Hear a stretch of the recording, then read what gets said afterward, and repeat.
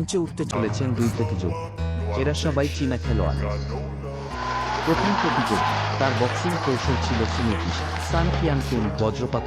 আগের ম্যাচে তার মুখোমুখি হয়েছিলেন এমএ কিংবদন্তি ক্রিস তাদের তরুণ প্রতিপক্ষকে ছিটকে দেন লিয়াং ইউজান হাও। এই দুই তরুণ চীনা খেলোয়াড়, তারা খেলতে পারবে এই খেলা। Stand out. আসুন আমরা একসাথে আসুন অপেক্ষা করি এবং ঠিক আছে সবাই। প্রথমত আসুন হোয়াইটের খেলোয়াড়দের সাথে সান্ডা ব্যাকগ্রাউন্ডের সাথে একজন সান কিয়ানকুন।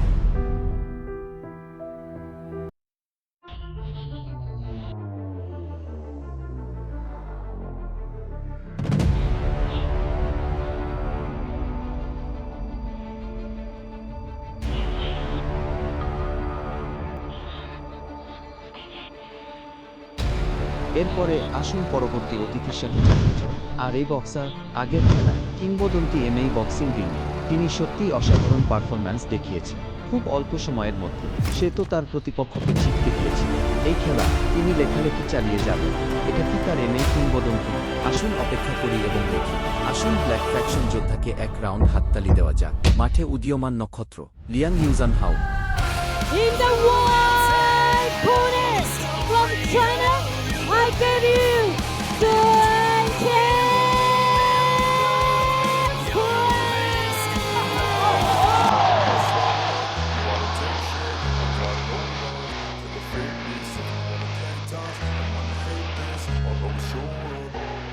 সবাইকে হ্যালো প্রিয় দর্শক, সিটিএন স্যাটেলাইট টিভিতে আপনাদের স্বাগত। এমএ কিংবদন্তিতে আমরা এখন এখানে আছি। MA mountain gymnasium. আমি টনি, আমি জংকিয়ান। এই মুহূর্তে এটি 67 শ্রেণীতে একটি সুপার অবাধ লড়াইয়ের মাঠে হোয়াইট চীন সান কিয়ানকুন হেনান চীনের হেনান থেকে সান কিয়ানকুন। ব্ল্যাকের দলে তরুণ চীনা খেলোয়াড় লিয়াং ইউজান হাও ছিলেন। হ্যাঁ, লিয়াং ইউজান হাও খুব প্রতিশ্রুতিশীল একজন তরুণ খেলোয়াড়। তার ইচ্ছাশক্তি অত্যন্ত প্রবল। ইমেই কিংবদন্তি দুজিয়াংইজান ইভেন্ট চলাকালীন অভিজ্ঞতা নির্বিশেষে তিনি এর মুখোমুখি হয়েছিলেন। এই শক্তি সহ রাশিয়ান তারকা আলবিকে ছাড়িয়ে গেছে সেই ম্যাচে। যদিও লিয়াং ইউজান হাও ম্যাচে হেরে গিয়েছিলেন, কিন্তু এই ব্যতিক্রমী শান্ত খেলার স্টাইলের সাথে আর এই দৃঢ় ইচ্ছাশক্তি, দ্বিতীয় রাউন্ডে তিনি আলবিকে একবার পরাজিত করেছিলেন। প্রতিপক্ষের উপর একটি বাহিনী চাপিয়ে দেন। তারপরে 23শে সেপ্টেম্বর এমএ মাউন্টেন লেক তিনি আবার খাঁটি থাই নিয়ম খেলেন কেওডি ওয়েন্ডার্স। এটি প্রথম খেলায়ও ছিল যখন প্রতিপক্ষ প্রথম খেলায় সেকেন্ড গণনা করছিল।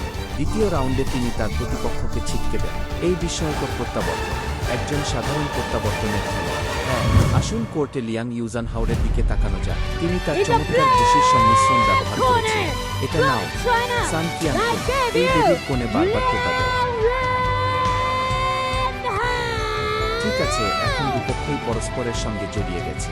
হ্যাঁ, এই মুহূর্তে রেফারি তাদের আলাদা করে, কারণ আমাদের মুক্ত লড়াইয়ের নিয়মে এই ধরনের নিষ্ক্রিয় আঁকড়ে থাকার অনুমতি নেই। হ্যাঁ, লিয়াং ইউজান হাও টানা দুটি ফ্রন্ট পাঞ্চ সরবরাহ করেছিলেন সান কিয়ানকুনের আক্রমণের সময়। ফ্রন্ট লাইন থেকে দুটি পাল্টা আক্রমণ, প্রতিপক্ষের পরিষ্কার আঘাত। এই মুহূর্তে সান কিয়ানকুন স্পষ্টভাবে ছিল। এটি লিয়াং ইউজান হাওয়ের সমস্যা সহ্য করতে পারেনি। এই ভারী আঘাত এবং লাথি, ঘন ঘন পশ্চাৎপসরণ, এবং যখন এটি কোণে থাকে। যখন লিয়াং ইউজান হাও এই আক্রমণ শুরু করেছিলেন, সুস্পষ্ট প্রতিরক্ষামূলক সমস্যা রয়েছে। উভয় পক্ষই প্রায় দড়ির বাইরে পড়ে গিয়েছিল। হ্যাঁ, লিয়াং ইউজান হাওরের খেলার স্টাইল এখনও খুব আক্রমণাত্মক। এবার সান কিয়ানকুনকে দড়ির প্রান্তে যেতে বাধ্য করা হয়েছিল, কিন্তু লিয়াং ইউজান হাও তার প্রহরীকে ছাড়তে পারলেন না, কারণ সান কিয়ানকুনের সান্ডা প্রশিক্ষণে খুব শক্ত ভিত্তি ছিল। সান্ডার প্রযুক্তিগত বৈশিষ্ট্য হল মাঝারি থেকে দীর্ঘ পরিসরের বাধা। এটি একটি খুব সুবিধাজনক অভিজ্ঞতা। দৌড়ের 10 সেকেন্ড বাকি ছিল। মিড রেঞ্জে সান কিয়ানকুনের ক্লোজ রেঞ্জ ফ্রন্ট হুকটি দেখুন। এটি স্পষ্টতই লিয়াং ইউজান হাওরের চিবুকে আঘাত করেছিল।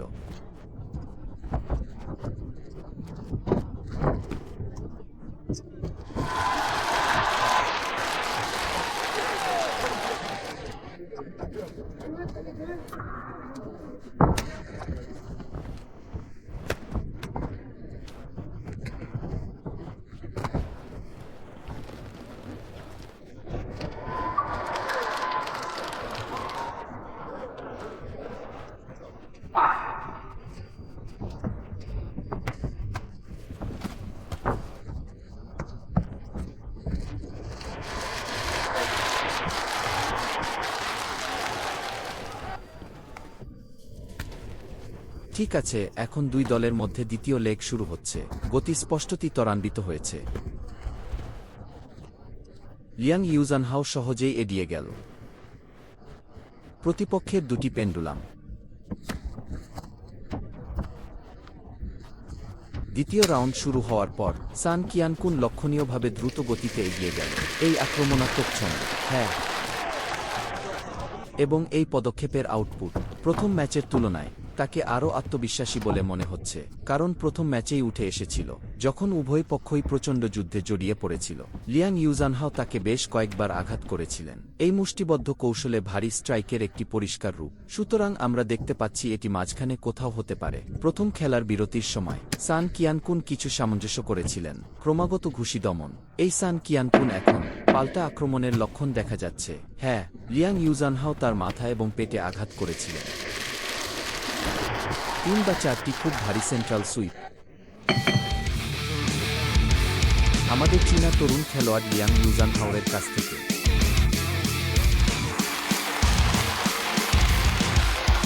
এই পদক্ষেপের নির্ভুলতা এবং প্রাণঘাতিতার পরিপ্রেক্ষিতে লিয়াং ইউজানহাও স্পষ্টতই সান কিয়ানকুনের উপরে একটি কাটা ছিল।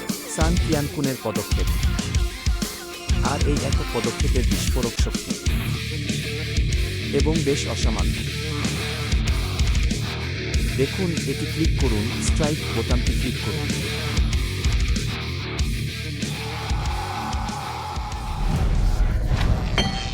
উঁচুতে ঝাড়ু দিন।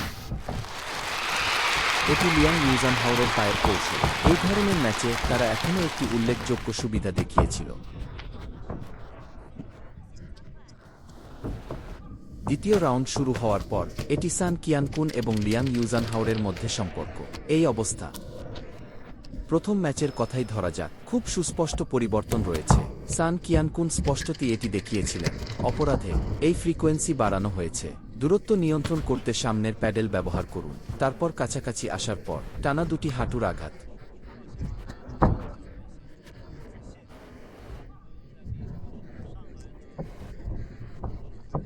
এই সান কিয়ানকুনে দুটি ঘুষি পরে পায়ের কৌশল। এই ধরনের বক্সিং কম্বিনেশন চলাকালীন তার চূড়ান্ত লাথি মারার কৌশলটি সর্বদা দুর্বল ছিল এবং দেখানো যায় না, কারণ দুটি মুষ্টি কৌশল দ্বারা উৎপন্ন শক্তি শরীরের ভঙ্গি সম্পর্কিত। হয়তো সামনের দিকে ঝুঁকে পড়া খুব বড় ছিল। আপনি যদি এই মুহূর্তে আপনার পা ব্যবহার করেন, বাইরে আসার আগে আপনাকে ভারসাম্য সামঞ্জস্য করতে হতে পারে। সুতরাং যারা বক্সিং কৌশলের পরে আসেন তাদের জন্য লাথি মারার ক্ষমতা, শরীর নিয়ন্ত্রণ করার ক্ষমতা ব্যাপকভাবে প্রভাবিত হবে। এর জন্য চমৎকার শরীর নিয়ন্ত্রণও প্রয়োজন। শেষ হল দ্বিতীয় ম্যাচ। ম্যাচ শুরু হয়।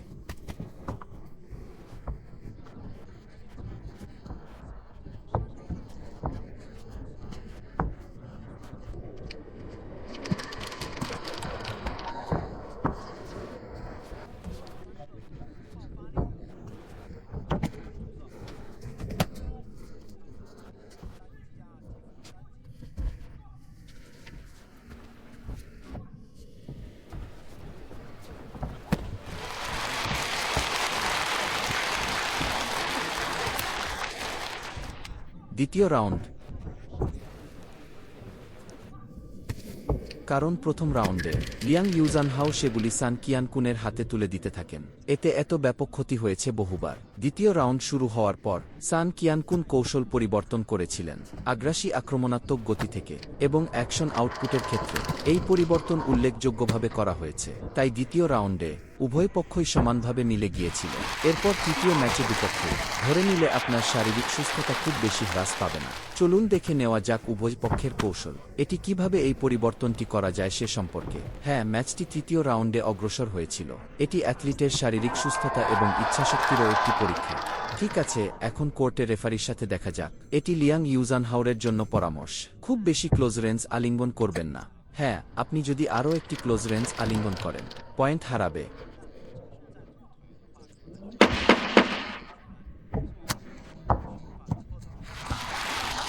আপনি যদি এখন লিয়াং ইউজানহাওকে দেখতে চান, সান কিয়ানকুনের মতো কারো মুখোমুখি হয়ে উঠেছিল, তিনি তৎক্ষণাৎ শুরু থেকেই তার শরীরকে কাছাকাছি চেপে ধরেছিলেন। এই মুষ্টি কৌশলটি আক্রমণ বিনিময় করে তিনি তার প্রযুক্তিগত সুবিধাগুলি পুরোপুরি ব্যবহার করতে পারেন।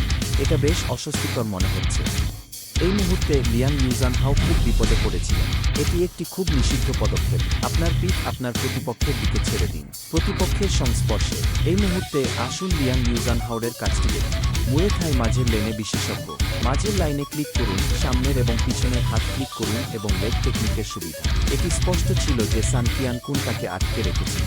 সান কিয়ানকুনকে এত শক্ত করে লড়াই করতে দেখে তিনি লিয়াং ইউজানহাওকে সামঞ্জস্য করার জন্য কোনো সময় দেননি। হ্যাঁ, আসলে সান কিয়ানকুন দুর্দান্ত বক্সিং দক্ষতার সাথে একজন যোদ্ধা, খুব সুনির্দিষ্ট এবং দ্রুত, কিন্তু এই ম্যাচে তাদের পারফরম্যান্স খুব একটা ভালো হয়নি। আমি মনে করি এটি সম্ভবত তার শারীরিক অবস্থার কারণেও হয়েছে। তিনি মাত্র 1 ফুট 68 মিটার লম্বা, যখন লিয়াং ইউজানহাও 1 ফুট 77 মিটার 9 সেন্টিমিটার দূরত্বে। উচ্চতা এবং শারীরিক রূপের পার্থক্য, তাই তার নিজের বক্সিং কৌশল সংযত করার কথা ছিল। দুজনেই একযোগে ঘুষি মারল, উভয়ই একে অপরের উপর অবতরণ করে। এই মুহূর্তে আমরা সান কিয়ানকুন দেখতে পাই। তিনি একটি ফ্ল্যাশ দিয়ে একটি ছোট অঙ্গভঙ্গি করেছিলেন। লিয়াং ইউজানহাওয়ের তুলনায় এই ধরনের সচেতনতা সত্যিই বিরল এবং মূল্যবান। একটি ফ্রি ফাইটিং ম্যাচে কিছু বক্সিং কৌশল প্রয়োগ করুন। এটি সান কিয়ানকুনের জন্য খুব সহায়ক, যিনি কাছাকাছি যাওয়ার জন্য যথেষ্ট কাছাকাছি। দুই দলই তাদের সহনশীলতা অনেকটাই হারিয়েছে। আমি উভয় পক্ষকে একসাথে পদক্ষেপ নিতে দেখছি। শারীরিক অবসাদের কিছু লক্ষণও ছিল। উদাহরণস্বরূপ আন্দোলনের বিকৃতি। এরপর গতি কমে যায়। উভয় পক্ষই কাছাকাছি চলে গেলে তারা সংঘর্ষে উদ্যোগ নেয়। এটি শরীরের মাধ্যাকর্ষণ কেন্দ্রকে প্রতিপক্ষের দিকে স্থানান্তরিত করতে পারে। এটি এমন একটি জিনিস যা নিজেকে সমর্থন করা এবং স্বাধীনতা বজায় রাখা কঠিন। উঠে দাঁড়ানোর এই অবস্থা। হ্যাঁ, ঠিক আছে, তৃতীয় খেলা শেষ হয়ে গেছে।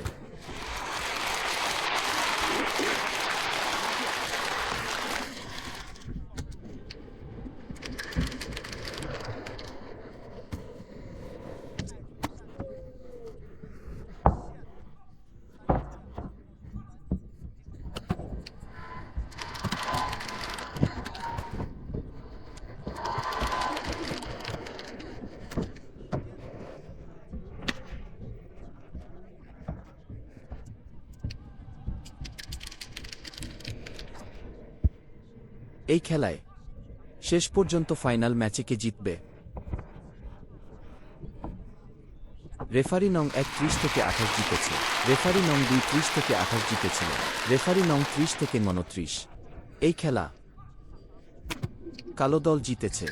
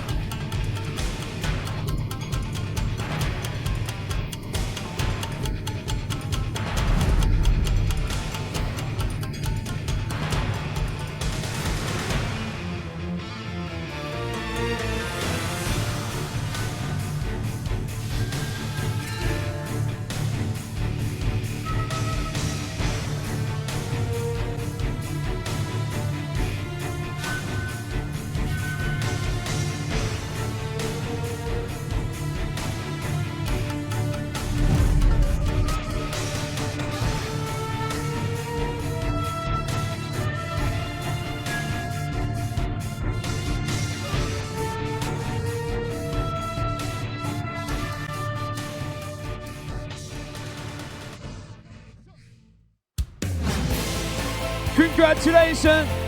The winner is Flair!